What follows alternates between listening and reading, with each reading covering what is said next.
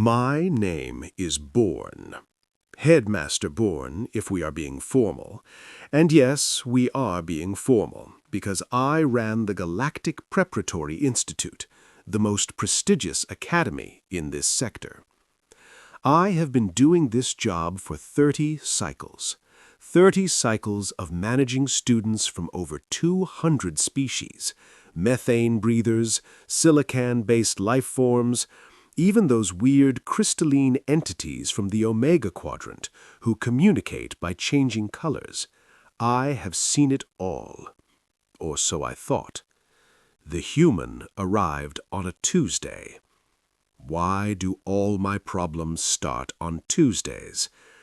I was in my office, sipping my morning stimulant beverage, reviewing the new student files, when my secretary, Flakes, a very efficient six-armed Utarian, buzzed through on the comm. "Headmaster Born, sir, the human transfer student is here for registration." I felt my secondary stomach clench. Ah, yes, the human. I had been dreading this ever since Central Command informed me that as part of the new Terran Integration Initiative, our institute would be hosting one of their young from Earth, that horrible nightmare deathworld where everything, and I mean everything, is trying to kill you at all times. "Send him in," I said, straightening my ceremonial sash and trying to look appropriately authoritative. The door slid open, and in walked the human. He was not what I expected. I had prepared myself for some hulking brute, all muscles and scars, and perhaps missing a few limbs from whatever barbaric ritual they practice. Instead, I got a relatively average specimen, by Terran, of course.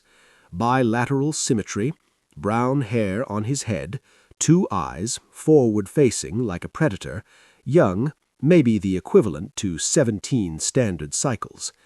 He wore their typical clothing, something called jeans, and a shirt with words on it that said, "I am not short, I am fun-sized."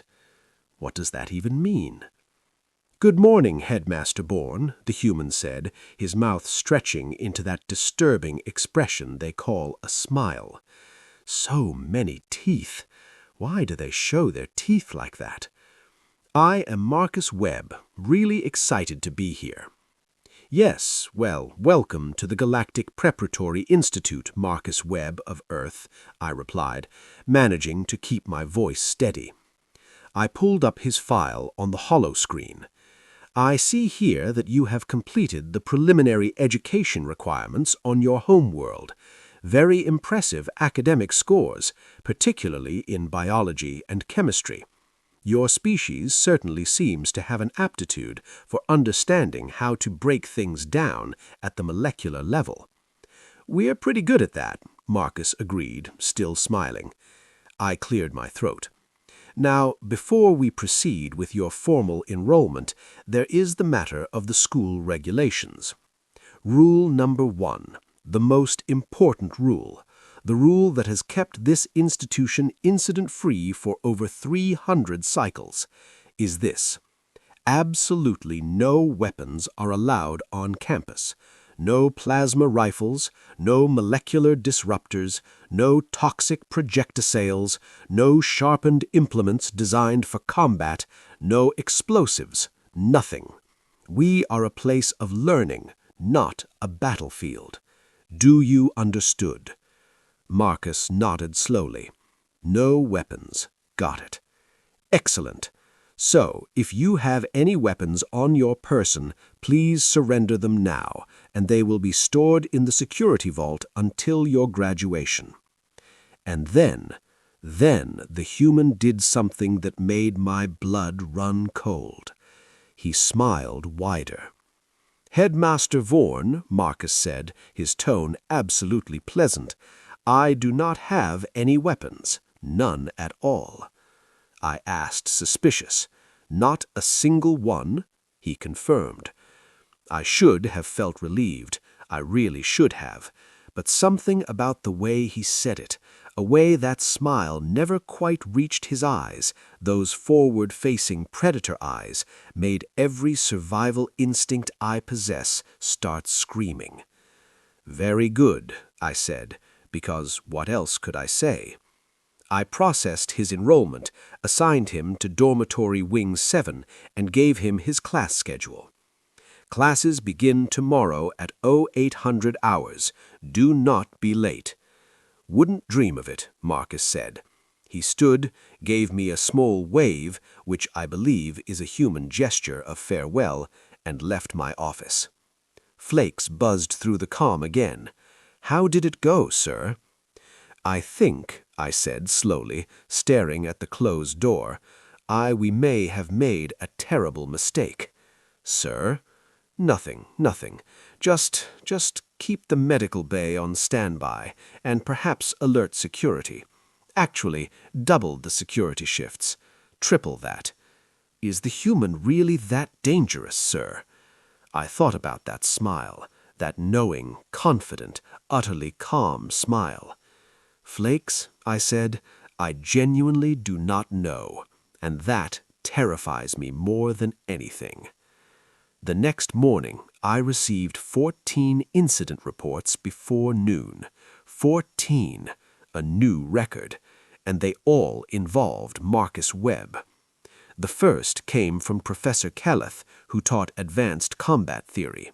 Kilithri was a rare theory, a species known for their analytical minds and multiple sensory organs. She prided herself on maintaining order in her classroom. I read her report with growing horror. The lesson had been about defensive strategies against hostile fauna. Standard curriculum. Students were placed in simulation pods where they faced holographic predators and had to demonstrate their survival techniques. The Cultarian student, a young male named Trevel with beautiful purple scales and retractable claws, used his natural weaponry to fight off a simulated sand viper. Good form, Kilithri noted. The Morphokey student, Yana, a fluid shifter who could alter her density, simply became intangible and let the predator pass through her. Creative, Kilithri wrote. Then came Marcus's turn. The simulation generated a pack of razor wolves, 6 of them, each weighing approximately 200 pounds, with teeth designed to shear through bone. Lethal predators from the Kree homeworld. Marcus did not have claws. He could not shift his density. He did not have armor plating or toxic skin or any of the natural defenses that most species evolved. He had something worse. According to Kilithri's report, Marcus looked at the razor wolves, picked up a rock from the simulated ground, and smiled. Then he threw the rock. His arm whipped forward with a shocking speed and accuracy. The projectile struck the lead razor wolf directly in what passed for its eye. The creature yelped and stumbled. Before the pack could react, Marcus was moving, not away, toward them. He grabbed a branch. No, not grabbed. He ripped it from a tree with what Kilithri described as casual violence, and used it as a club. When the branch broke, he used the jagged end as a spear.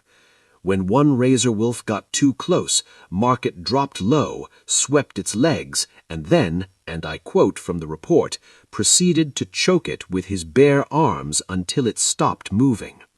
The other students watched in absolute silence. Marcus stood up, breathing heavily but not exhausted, surrounded by 6 unconscious holographic predators. His shirt was torn. He had some simulated blood on his hands. He was still smiling. "How did I do, Professor?" he asked. Kilithri had paused the simulation and stared at him. You weaponized your environment and your own body. I have never seen a student do that with such efficiency." "Oh," Marcus said, sounding genuinely confused. "Is that not normal?" Trevel, the Cultarian student, raised one claw nervously. "Most species rely on their natural advantages, our claws, our venom, our shells. You don't have any of those things." Marcus looked down at himself as if noticing this for the first time. I guess not. But I mean, humans don't really need built-in weapons. We've got thumbs.